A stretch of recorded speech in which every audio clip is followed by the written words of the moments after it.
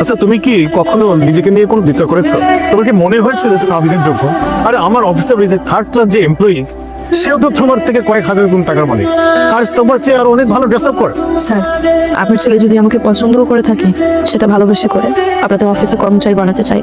বাহ বাহ, কথা তো বেশ ভালোই শিখেছো, ভালোই পারো।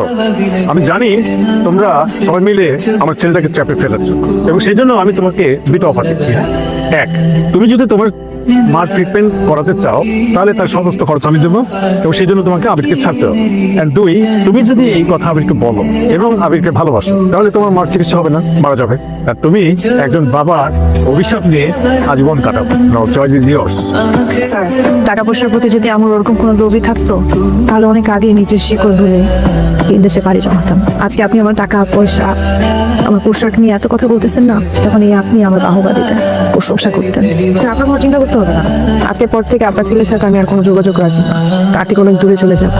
আমি কোনো বাবার অভিশাপ নিতে চাই না, কারণ সম্পর্কের মূল্য আমার কাছে অনেক চওড়া, যেটা দাঁড়িয়ে পাল্লায় মাপা যায় না। আর আমার মাকে নিয়ে আপনার কোনো চিন্তা করতে হবে না। যখন উপর থেকে ডাক আসবে, তখন সবাইকে চলে যেতে হবে।